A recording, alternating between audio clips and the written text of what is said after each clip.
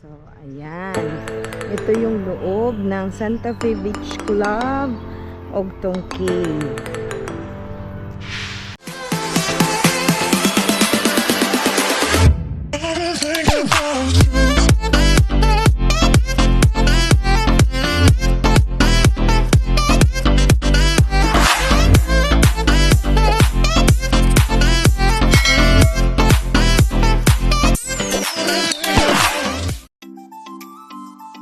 Maliban sa Rick's Resort, ang una naming pupuntahan ay ang Ogtong Cave. Ang Ogtong Cave ay isa sa mga resort na under sa Santa Fe Beach Club. Nasa mga 10 minutes din ang tinakbo namin mula sa Rick's Resort papuntang Ogtong Cave. Panoorin lamang dahil meron tayong madadaanan while papunta tayo sa Ogtong Cave.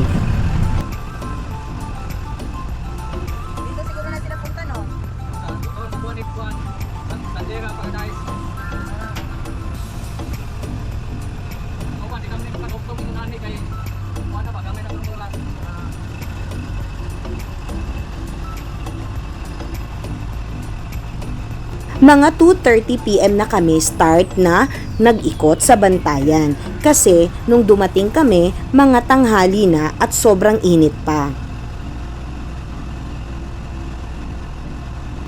Ang arkila namin dito sa tricycle na ito ay 500 pesos. Simula sa Rick's, inikot namin papuntang Ogtong Cave, tapos pumunta kami sa kanilang palengke, pumunta kami sa kanilang sandbar, and then pabalik sa Rick's. Kaya sulit na rin ang 500 pesos. Kaya kami unang dinala ni Manong Driver sa Ogtong Cave dahil may oras lamang ang Ogtong Cave, hindi hanggang gabi. Panoorin lamang ang video na to dahil ibibigay ko ang contact number ng Ogtong Cave. At the same time, meron ding mga rates na akong ilalagay dyan.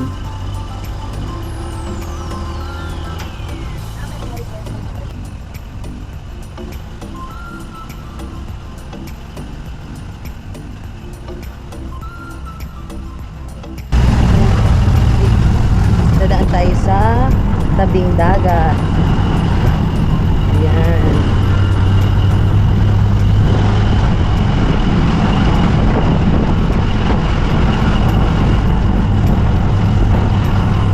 Oh, nandun ko eh. Diving time.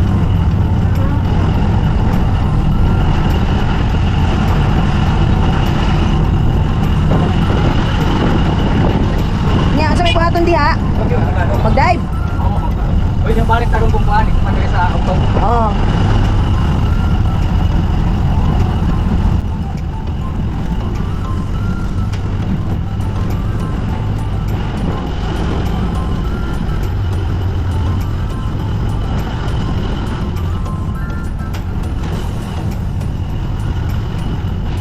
Kilalang kilala ang Ogtong Cave sa Bantayan Island, kaya kung nandyan ka sa islang iyan, sabihin mo lang sa mga tricycle driver na ihatid ka sa Ogtong Cave.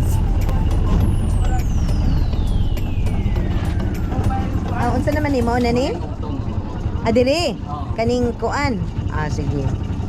Sige mo daw yung Ogtong. Santa Fe Beach. Ayan oh. Ogtong Cave. Ogtong Cave.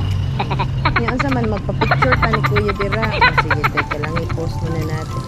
Hindi ko pinalagpas ang pagkakataong magpa-picture sa lugar na ito. So, ayan. Ito yung loob ng Santa Fe Beach Club, Ogtong Cave.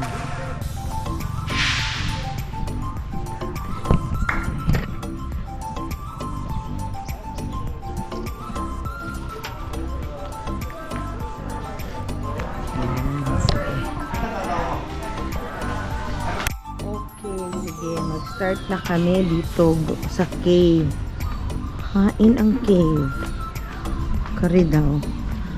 Ayan. Sumusunod to sa arrow.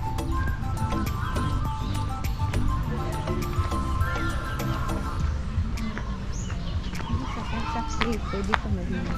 Mm-mm. Sige. Ano, tumurag ni Kate. Good na. May sulit sa Kate.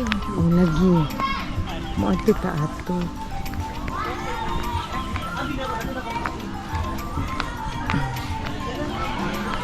Ah, dara. Ay ito. Ah, ito pala yun. Ito yung cave ko yan. Okay. Lagi no. Ah, okay. So, iyan pala. Ano ko lami? Ano mo? So, dali naman alam ta. Diba? Ikaw, digbantay? Kuha rin ka ba? Hawit isa ni Close kayo. Sige. Pijuhi ko yun. Iana lang. Para makita ako dira. Ayan. Kani si kuya, kay naglingko ra ba siya? Mo gini siya ako ipa-picture sa ako. Okay ra kaya? So, video na isa na ako kakuan. Nandiyan ako ba, no? Kung videohan, no? Ay, Nindot man ay dress. So, masalom na kay dagdag. bugnaw man, di man init. Ano? ha? Nindot man Lagi. mo. Sabi lang ta kay kanang. Ora. Video na ko yun.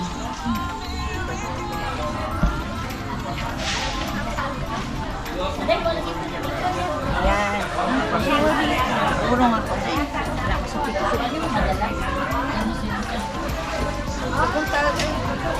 Anak ko yan. Itanggalin mo na.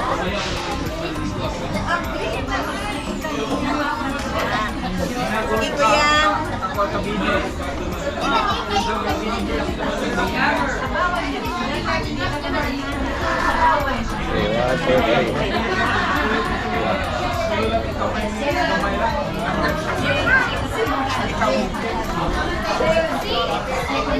Ayan.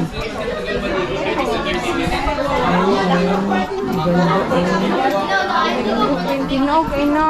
Dili na maligo ta. O tanaw po diri o.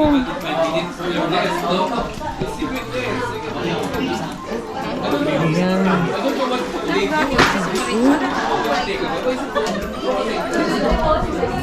Dili na maligo ta dira o. Maluglog ta din na.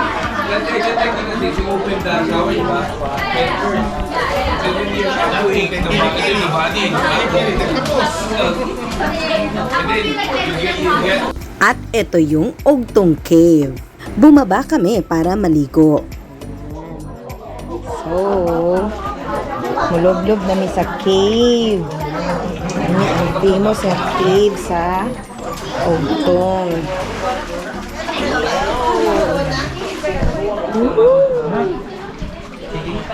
Kalami sa cave.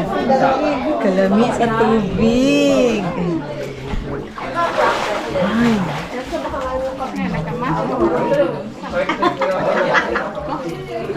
Salo. Ayan. Wala, kalami sa water.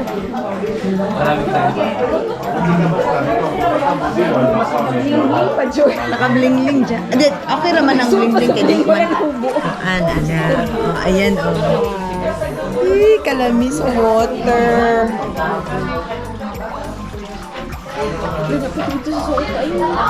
Uy, napaday dito oh. Ay, itre na to. Ang samay. Naadi ay siya kuan. 5 feet, 7 feet. Ito 7 feet lalong lang.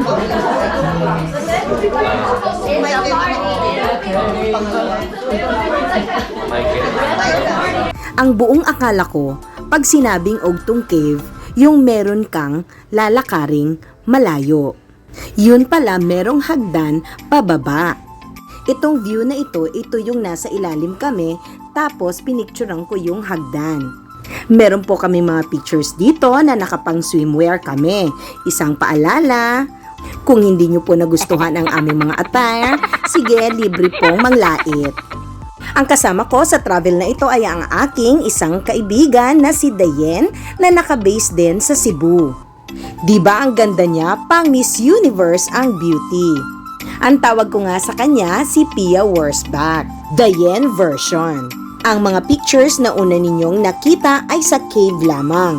Meron ding mga pictures na nasa beach talaga kami at sa kanilang swimming pool.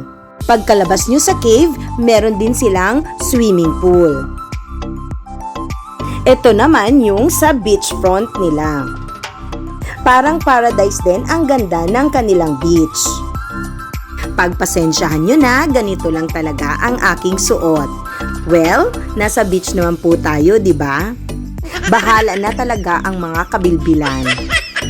Buti na lang talaga low tide niyan kasi kung high tide, nako, baka mapagkamalang balyena ako. Kung nagustuhan nyo ang vlog kong ito, please don't forget to like this video. Paki-comment na rin po and then paki-share sa inyong mga kakilala. Pa-subscribe nyo na rin sa kanila. Dahil marami pa po akong gala na pwede nyong makuhanan ng tips kung kayo ay merong pupuntahan. Kung gusto nyo namang bumisita dito sa Ugtong Cave, pwede nyong kontakin ang telephone number na ito at ito rin ang kanilang mga prices. Very refreshing din ang kanilang environment. Tignan nyo naman, super green talaga ang mga trees and plants. Kaya ilagay nyo na sa bucket list ninyo ang Ugtong Cave sa Bantayan Island, Cebu. Kung nasa Bantayan Island kayo, mas magandang unahin nyo ang Ugtong Cave para masulit ninyo ang lugar. Dahil maganda po siya talaga.